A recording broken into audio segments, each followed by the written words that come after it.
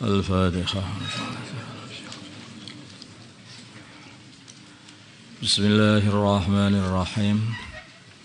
Babu jawazi la'ni ashabil ma'asi ghairil muayyanina. Di sini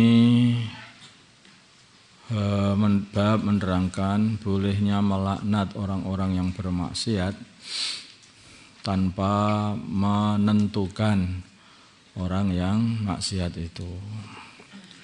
Qala berfirman Allah Ta'ala ala laknatullahi ala zalimin. Ala ketahuilah laknatullahi ala ingatlah laknatullahi, laknatnya Allah ala zalimin adalah kepada orang-orang yang zalim. Ini kan tidak ditentukan, umum semua orang zalim itu dilaknat, dibenci oleh Allah Ta'ala. Faqala dalam firman Allah Ta'ala fa'adzana. Kemudian zalim itu apa tak zalim? Zalim itu meletakkan sesuatu bukan tempatnya, itu zalim. Ya, zalim terbesar itu apa? Syirik. Karena apa? Kok syirik itu dikatakan zalim, bahkan zalim terbesar? Karena begini, yang punya bumi siapa? Yang punya langit siapa? Allah. Yang punya matahari siapa? Allah. Yang punya bulan siapa? Allah. Yang punya bintang siapa? Allah. Air siapa yang ada di bumi ini? Allah. Udara siapa yang kita hirup ini? Allah. Makanan yang kita makan? Allah. Punya Allah semuanya. Minuman yang kita minum punya Allah, buah-buahan yang kita makan juga punya Allah. Semuanya ini adalah punya Allah. Kemudian kita dikasih oleh Allah untuk makan. Nah ini saya ini juga nanam. Kamu tanam itu bumi siapa?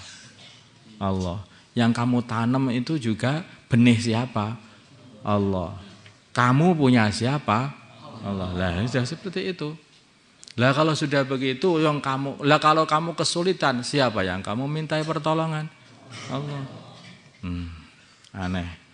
Kalau kok nyembah selain Allah, zalim apa enggak? Lah aku zalim enggak karu-karuan. Itulah orang keji, orang yang nyembah selain Allah, ikut selain Allah untuk menentang Allah. Itu orang sangat-sangat keji, dirawat, dipelihara, dikasih rizki di bumi Allah, tinggal di bumi Allah yang disembah selain Allah. Ada zalim-zalim yang lain juga. Zalim-zalim yang lain juga. Berbuat tidak adil, itu juga kezaliman. Juga kezaliman. Meletakkan apa saja yang tidak pada tempatnya sudah kezaliman. Seorang anak yatim, mamanya seperti itu, seharusnya mereka ini disayang, tetapi malah dibentak-bentak. Nah, yang seperti itu juga zalim. Karena tidak melakukan perkara yang tidak semestinya. Lah bagaimana dengan meletakkan kitab agama di selempet nih itu di tempat angin-angin itu, ventilasi penuh ayat krizi Quran. Ayo. Gimana? Gimana pendapatmu? Saya enggak ngomong. Itu sesuai enggak kira-kira? Nah, gitulah. Sudah semestinya kan ditata yang baik, dibawa ke kamar, masukkan lemari, dikasih wangi-wangian.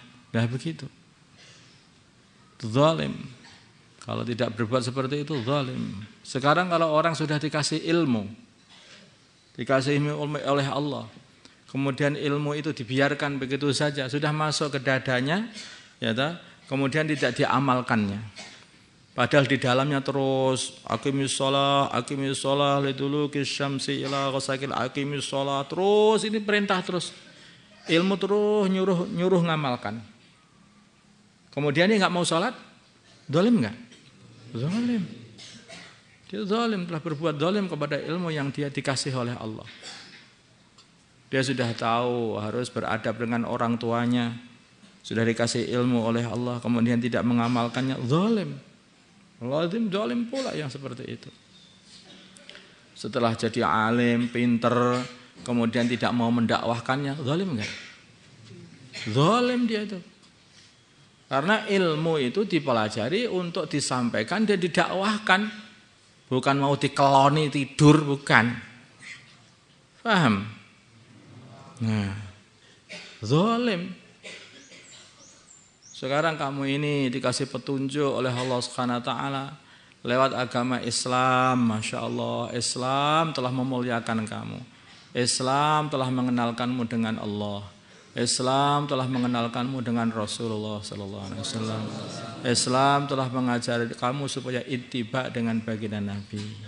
Islam telah mengajari kamu supaya menjadikan baginda Nabi sebagai uswatun hasanah, contoh seseorang untuk hidup.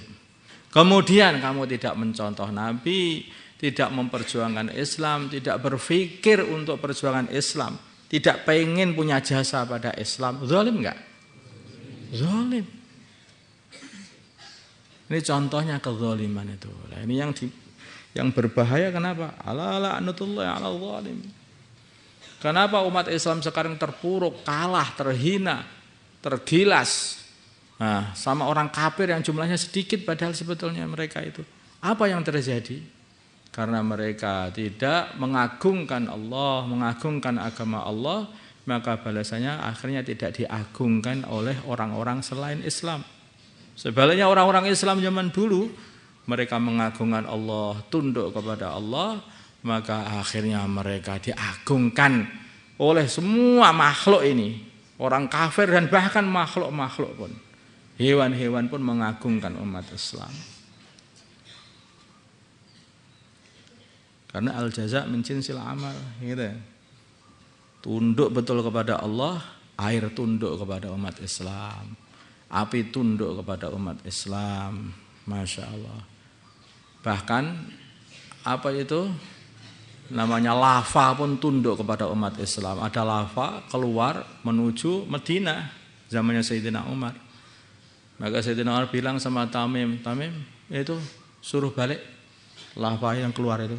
Lava suruh, saya ini siapa Tuhan? Suruh balik, berangkat. Berangkat. Perintah Amir harus siap. Hush, balik, hush. Kayak gusah kucing. Lava itu balik lagi masuk ke dalam gunung lagi. Coba. Bagaimana ini kok bisa begitu? Saking tunduknya mereka kepada Allah, maka makhluk-makhluk ini, alam ini ditundukkan kepada mereka.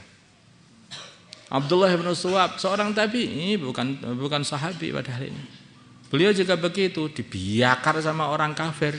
Tenang saja. Dibakar enggak apa-apa. Seperti apa yang telah Allah buat kepada Nabi Ibrahim, maka Allah pun juga buat kepada Abdullah bin Suwab. Karena apa? Saking tunduknya kepada Allah, maka akhirnya api pun ditundukkan kepadanya. Itu ya, betul. Jadi kita siap merak. Kenapa mereka kok dibakar? Karena mereka dakwah. Kenapa Nabi Ibrahim dibakar? Karena mereka dakwah. Kenapa Nabi Musa dikejar-kejar Fir'aun? Karena Nabi Musa dakwah. Betul nggak? Gitu saja susah mikir. Mudah kan? Nah, baca Al-Quran. Al-Quran itu kitabnya, itu seluruh Al-Quran ini isinya hampir semuanya itu adalah ceritanya orang dakwah. Dan apa yang ada dalam Al-Quran itu pun untuk didakwahkan. Bukan untuk ditinggal tidur, bukan, dakwahkan. Sunnah Nabi yang terbesar itu ya dakwah itu. Bahkan sunnahnya para anbiya itu ya menyampaikan agama itu. Adakah Nabi yang enggak menyampaikan agama? Enggak ada. Semua murid-murid Nabi, Hawariyun atau hawarinya Nabi Isa atau sahabat-sahabatnya baginda Nabi, mereka semua mendakwakan agama.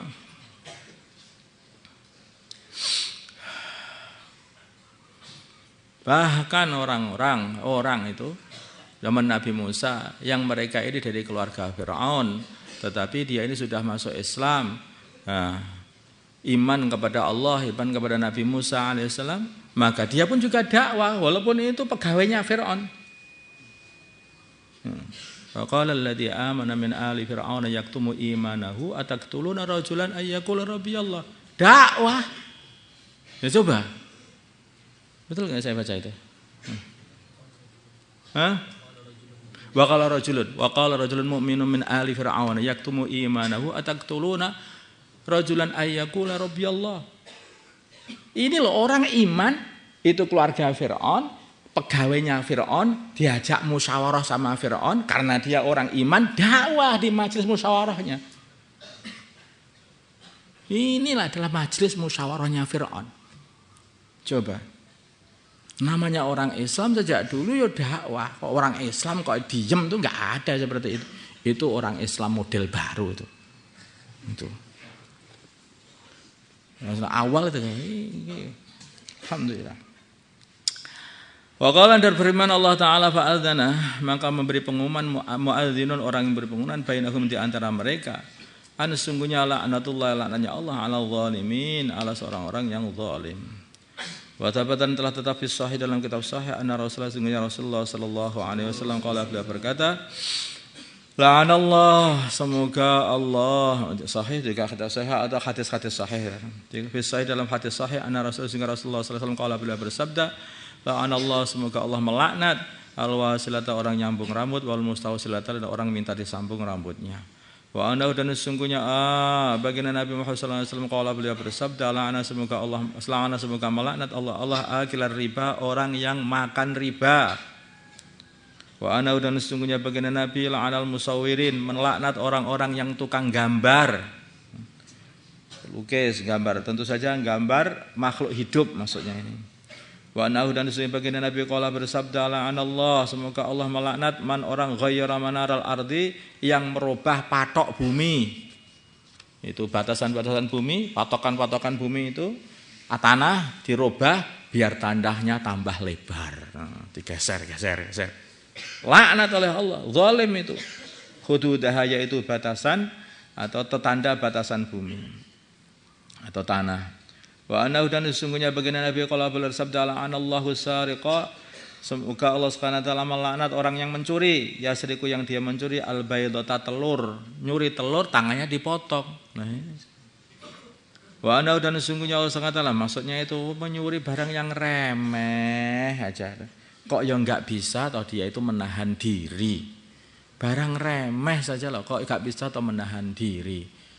Nah, akhirnya tangannya terpotong malahan. Kok enggak bisa atau menahan diri jadinya. La'ana semoga Allah melaknat, la'ana semoga melaknat Allah man orang laknat. Orang itu jangan mudah tergiur. Tahu-tahu ada pulpen, ambil. Ada ini, ada kertas, buku tulis, ambil. Buku tulis temannya, nih ambil, ambil. Satu kertas, apa ini rupanya? Zalim ini. Ini zalim ini. Kitab-kitab nganggur namanya diorek-orek ganti nama dia. Nah, gak berkah itu ilmunya. Nyuri kitab. Loh, apa betul? Ada ya? Oh, ada kayaknya. Nah, begitu. Berbahaya seperti itu, Tuhan. Berbahaya.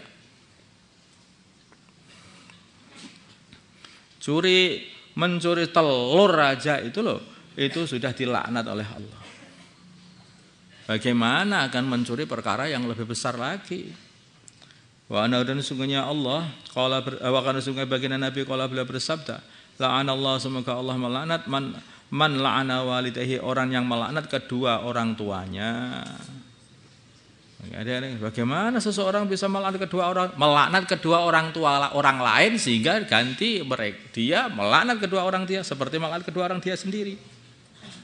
Itu pun apalagi kalau langsung sama bapaknya, berantem sama bapaknya atau ibunya, malah melaknat bapak dan ibunya sendiri. Hari ini sudah ada yang seperti itu. Saking zaman dulu itu enggak ada, itu sampai ditanyakan, apa ya ada? Masa orang kok melaknat kedua orang tuanya, melaknat dua orang tua orang lain sehingga orang lain kita membalas melaknat kedua orang tua dia. Ini juga sama saja melaknat kedua orang tua secara tidak langsung.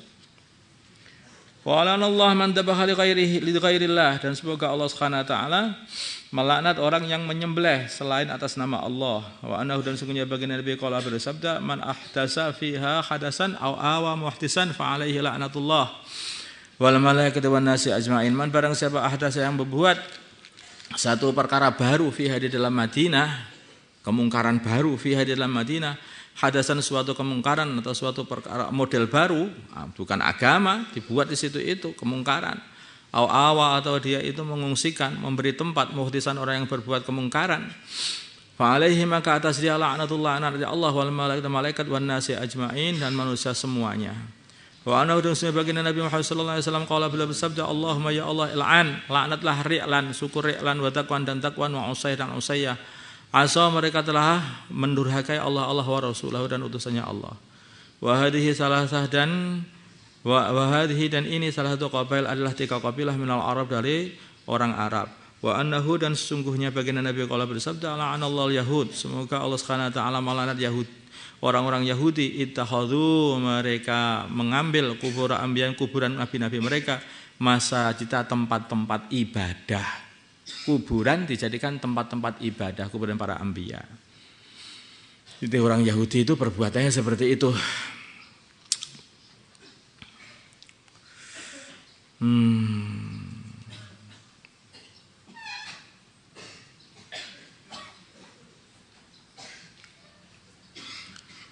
Wa anau, dan sesungguhnya baginda Nabi bersabda, la'anal mulana, semoga Allah melaknat al-mutasyabbihin, orang-orang yang menyerupai minar rijal, dari para laki-laki, bin nisa'i, dengan para wanita.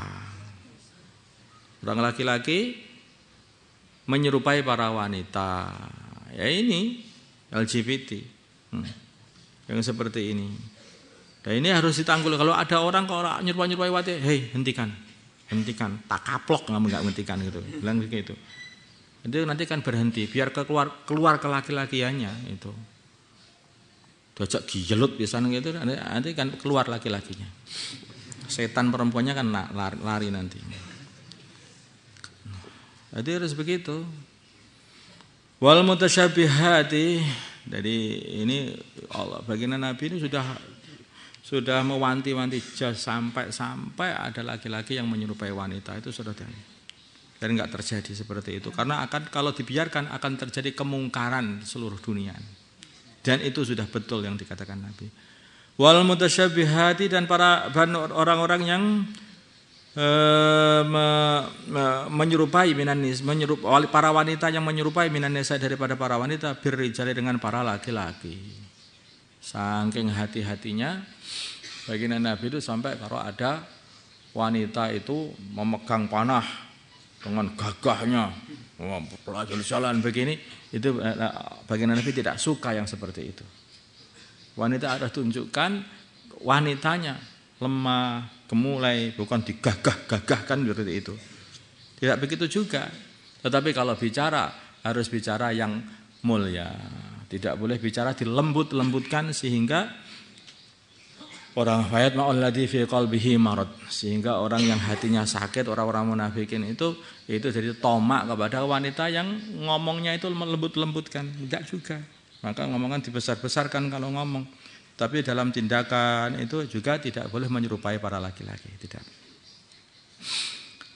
Wa jami' hadhil alfadi, dan seluruhnya lafaz-lafaz ini fi sahih, dalam hadis sahih. Ba'dha, sebagian mereka fi sahih Bukhari, di dalam Sahih Bukhari, wa Muslim, dan Muslim, ba'dha sebagainya fi ahadima, dalam salah satu Bukhari atau Muslim. Wa inna ma qasadtu,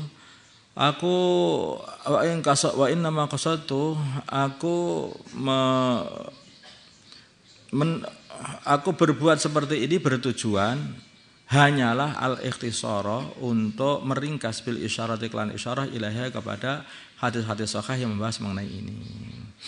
Wasaat guru dan aku akan menyebutkan mu'dhamaha, kebanyakan hadis-hadis itu, fi abwabi, dalam babnya hadis, min hadal kitabi, dari kitab ini, insyaallah taala nanti akan disebutkan dengan lengkap oleh Imam Nawawi. Allahumma shalli ala sayyidina Muhammad wa ala sayyidina Muhammad wa salli ala sayyidina Ibrahim wa ala ali sayyidina Ibrahim. وبارك على سيدنا محمد وعلى سيدنا محمد باركت على سيدنا إبراهيم وعلى آل سيدنا إبراهيم في العالمين إنك حميد مجيد اللهم ارحم أمة سيدنا محمد اللهم اغفر لأمة سيدنا محمد اللهم أصلح أمة سيدنا محمد اللهم آلف بين قلوب أمة سيدنا محمد اللهم انصر أمة سيدنا محمد اللهم اعصم سلطانا نصيرا وصلى الله على سيدنا محمد النبي الأمي وعلى آله وسلم الحمد لله رب العالمين.